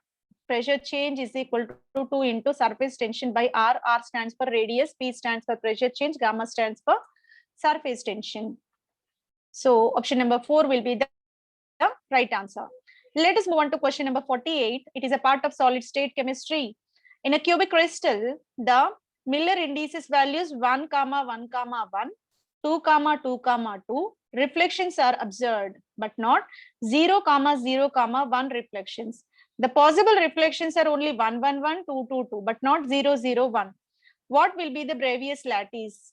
We already know 7 Bravais lattice will be there among all, which will satisfy this statement, right? So in order to get this, our face-centered cubic lattice and face-centered cubic lattice always have the values are odd or even. Any kind of values may be given for this one. In case of BCC, always it will be associated with even number of values, right? So 1, 1, 1, 1, 1, 1 will give value 3. So when we derive this Miller index value, the solution will be 3. So 3 is nothing but odd, right? So odd or even, so in that odd value we already got. For 2, 2, 2, the value solution obtained will be 12. 12 is nothing but even. That means here even as well as odd, both the values are obtained. Hence, we can clearly say that the structure will be FCC rather than BCC. BCC always only even values are required. This is well explained in the structure, where simple cubic structure either exists in the form of FCC or BCC. When we are taking 3 coordinates, H, K, L coordinates are taken. In case of FCC, the condition will be either odd or even can be taken, right? So in case of BCC, H plus K plus L value should be always even. Always they should be even in nature. So here, when we solve the problem, for 1, 1, 1 Miller indices, we got 3. For 2, 2 Miller indices, we got 12. That's why this statement only satisfies face-centered cubic. For question number 48, option number 2 will be the right answer. Let us move on to question number 49. It is a part of polymer chemistry. The dispersity of polymer sample is, okay, so the dispersity of polymeric sample is, dispersity stands for, it is the ratio of weight average molecular weight and number average molecular weight. Dispersity is given by MW by Mn. MW stands for weight average molecular weight. Mn stands for number average molecular weight.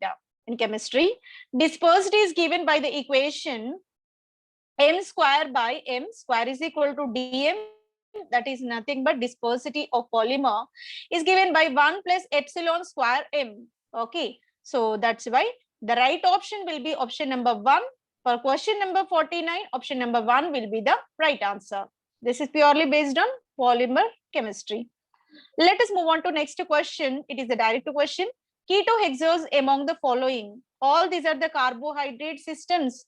Xylose, galactose, fructose, mannose were given. All are aldehydes except fructose. Okay.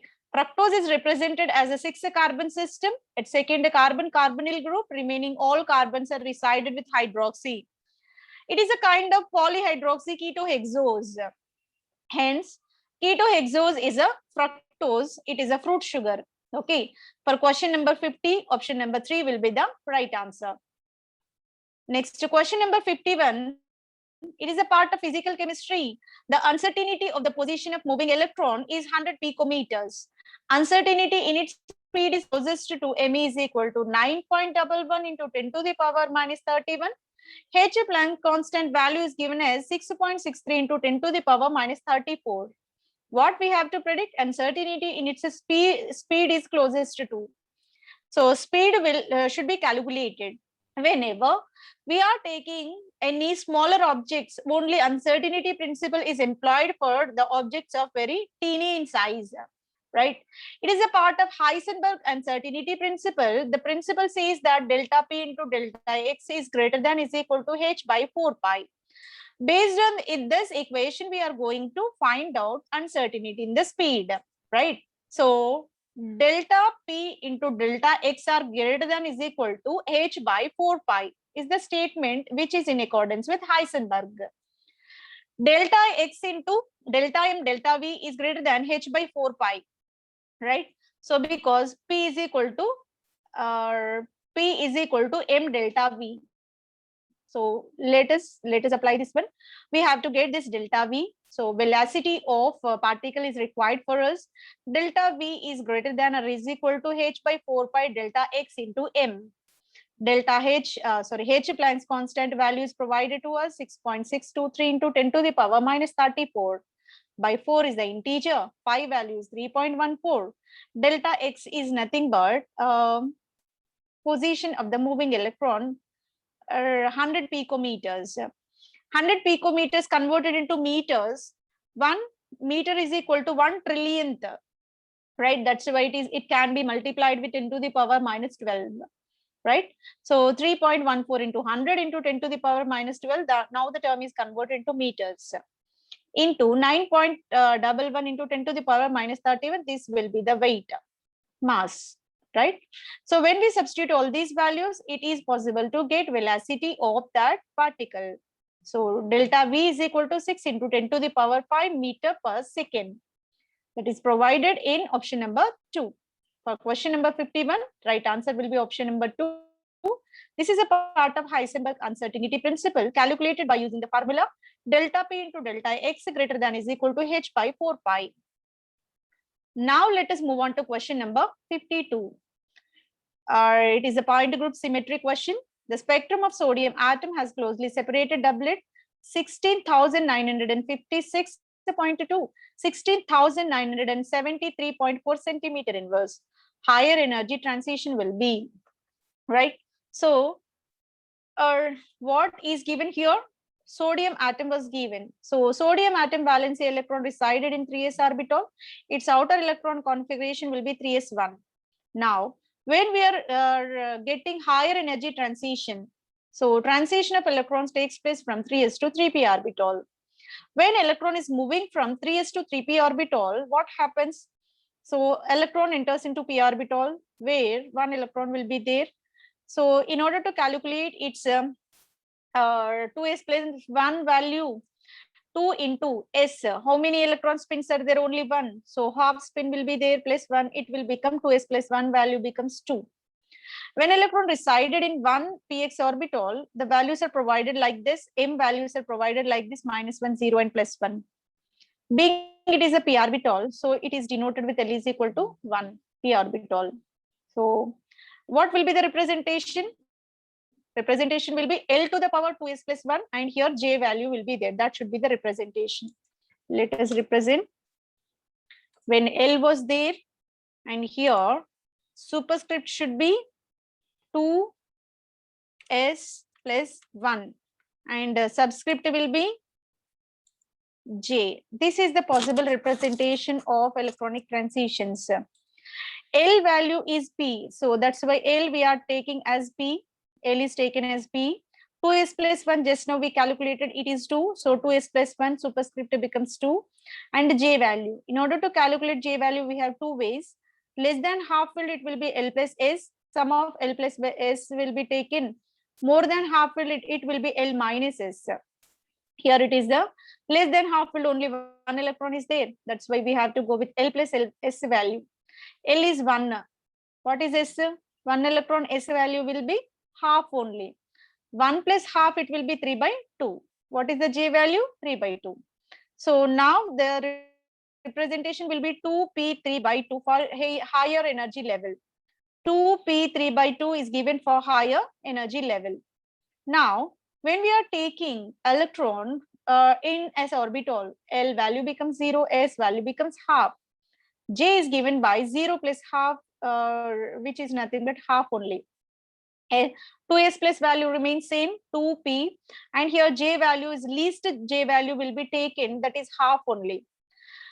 When what is the condition? Higher energy transition. In order to get the higher energy transition, we have to move the electron from lowest level to highest level.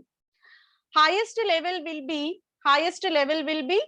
2p3 by 2. 2p3 by 2 will be the highest level, and the lowest level will be 2p1 by 2. When we are taking greater the difference, so greater the extent of energy transformation is possible. That's why 2p3 by 2 to 2p1 by 2 will be the higher energy transition for this given problem. For question number 52, option number 1 will be the right answer. Option number 4 will be the right answer.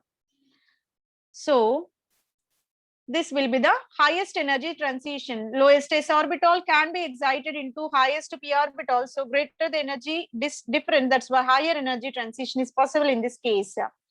52, option number 4 will be the right answer. Let us move on to question number 53. Nitrous oxide was given. N2O is nothing but nitrous oxide, laughing gas it is. Molecule belongs to the point group, right? So when nitrous oxide was taken, it is a kind of linear molecule, and nitrogen triple bond will be there, and oxygen single bond will be there, right? So when nitrogen triple bond and oxygen single bond is there, being it is a linear molecule, we have to apply the point group symmetry for this. In order to get this, we have the condition. Linear molecules have two type of symmetry elements, d alpha, d infinitive v, and another is c infinitive v. For linear molecules, the provision of point group symmetry will be d infinitive v and c infinitive v. When d infinitive v will be given, when center of symmetry is present within the molecule, then d infinitive v is given for us. When center of symmetry is absent within the molecule, there is a possibility of c infinitive v. If you're taking a molecule of carbon dioxide, carbon is a cumulative double bond which is associated with double bond O. From the center, if we extend in both the directions, we are reaching to identical functional groups. Hence, you can say there is a possibility of center of symmetry. Even acetylene molecule, from the center, if we are extending, what happens? Two similar hydrogens are there. That's why this is also having center of symmetry. For these two molecules, there is a provision of d infinitive v point group symmetry, right? When we are taking nitrous oxide, where nitrogen one side and either nitrogen in either side oxygen is there. From the center, if we are extending the bonds, one side nitrogen in either side oxygen, center of symmetry is absent in this molecule. When center of symmetry is more absent, obviously you can say C infinitive V type of symmetry will be there. Hence, for question number 53, right answer will be option number 2. C infinitive V is the right answer for nitrous oxide. Let us move on to question number 54. For a closed system, in the absence of non-PV work, the correct statement will be, it is a part of thermodynamics. Now let us derive this relation. In order to get this relation, internal energy du is given by dq plus dw. du is equal to dq plus dw. U is called internal energy, Q is called heat of the reaction, W is called work done of the system, right? W is the integral of P delta V minus P delta V, right? So work done is equal to minus P delta V.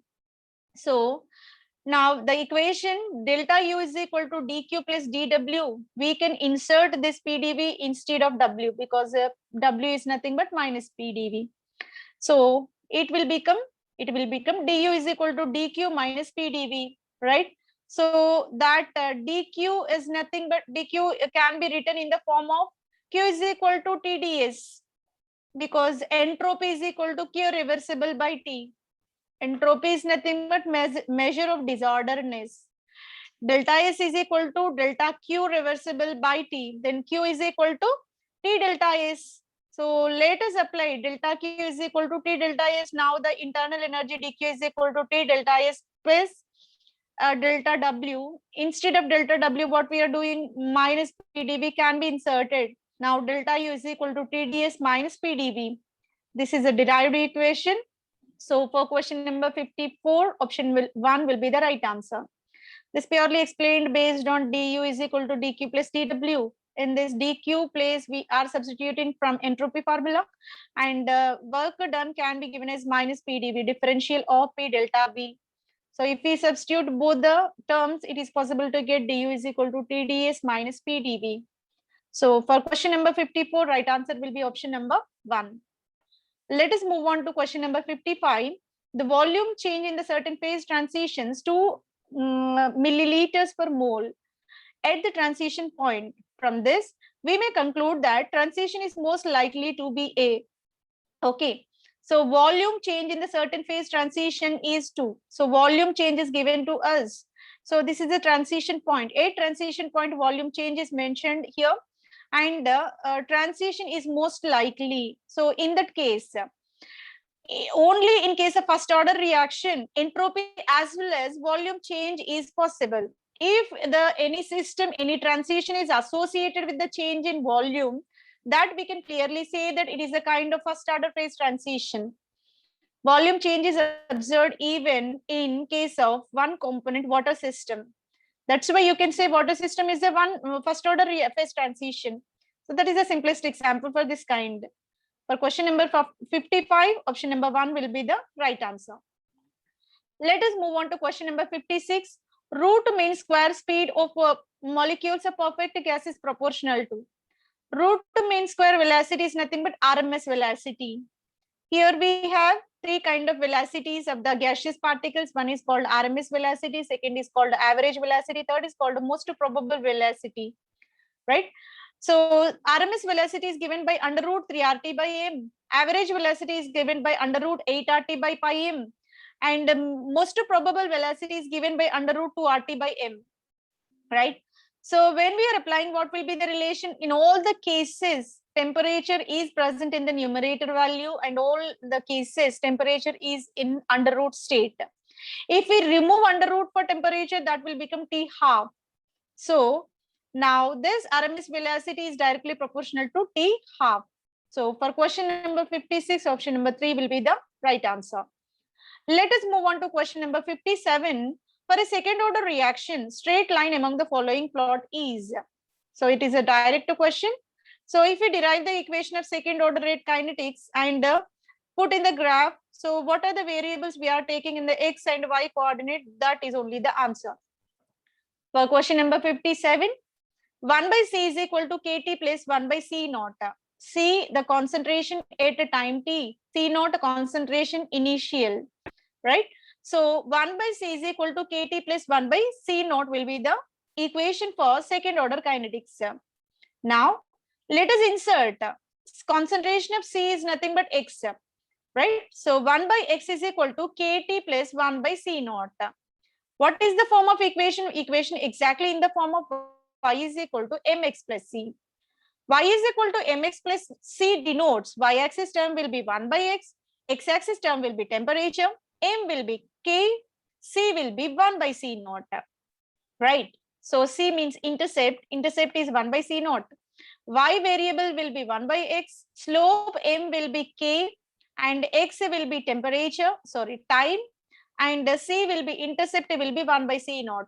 How can we plot the graph? In this manner. Temperature taken on the x coordinate, 1 by x taken on the y coordinate, we have positive slope. The slope value will be k, intercept will be 1 by c naught. right? And what are the variables? 1 by x versus time. That is only the answer. 1 by x versus time. For question number 57, option number 2 will be the right answer. Let us move on to question number 58. The activation energy of reaction reduced by 12 kilocalories per mole. The presence of enzyme at 300 Kelvin, assuming pseudo first order kinetics. Calculate factor by which reaction rate is increased. Gas constant is given as 2 calories, Kelvin inverse and mole inverse. Activation energy of the reaction we have to use. Okay, here the equation in order to calculate this, the equation will be K2 by K1 is equal to antilog of delta E by 2.303 RT. It is the ratio of two different rate of the reactions. K2 by K1 is equal to antilog of delta E by 2.303 RT. Now delta E is given as delta E change in the activation energy is given as 12 kilocalories are given. It can be multiplied with 1000 in order to convert into calories. And or gas constant value is given as 2 calories. All the terms are in calories only, so need not to change into another one. Temperature provided at 300 Kelvin. K2 by K1 is equal to antilog of delta E is nothing but 12 into 10 to the power 3 by here. If you are converting into logarithmic value, the multiplication factor will be 2.303, and R will be 2 calories, and the temperature will be 300 Kelvin. If we substitute all these, the value will be 5 into 10 to the power 8 second inverse. For question number 58, right answer will be option number 4. So for question number 58, option number 4 will be the right answer. Let us move on to question number 59. The correct statement among the following: salt bridge is required for the mixing of solutions of two half cells. It will not allow the mixing of solutions. Salt bridge is used to separate the solutions instead.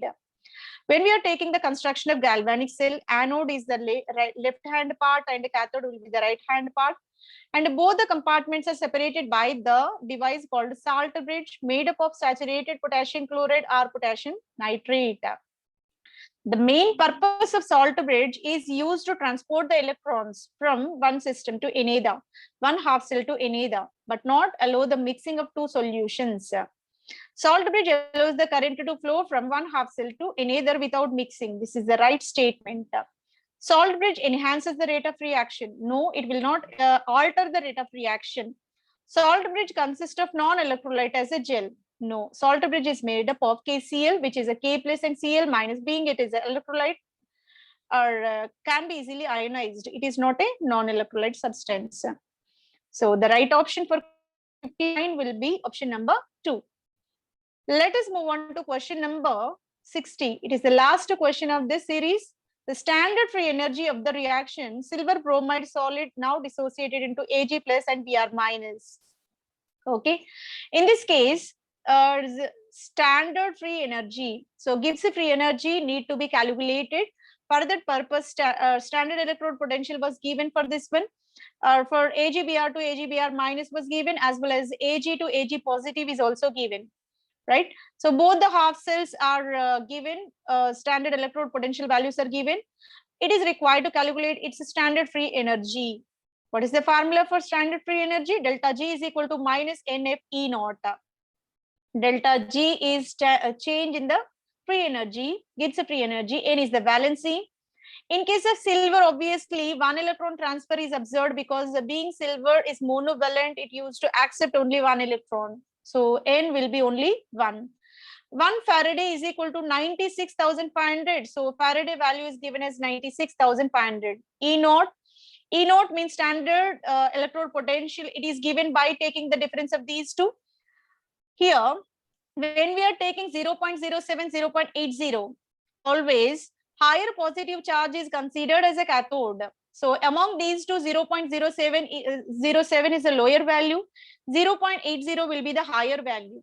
We can take E cell is equal to 0.80 minus 0.07, it will be 0.73. When we substitute this E naught value in this, valency will be 1 minus 1 into 96,500 is the Faraday value. E naught is 0.73, just now we calculated. When we substitute all these, internal energy, Gibbs free energy change is calculated as 70,445 joules per mole. 70,445 joules per mole is obtained. Joules can be converted into kilojoules by dividing with 1000. Now delta G is equal to 70,000 kilojoules per mole. So for question number 60, right option will be option number 3. By this, we successfully completed the entire part B of CSIR NET Chemical Science December 2018 part B. Entire discussion of part B was completed. Hope this will be very much helpful for you. Thank you very much for your patience listening. Thank you one and all. It is not only required for CSIR but also for GATE chemistry. This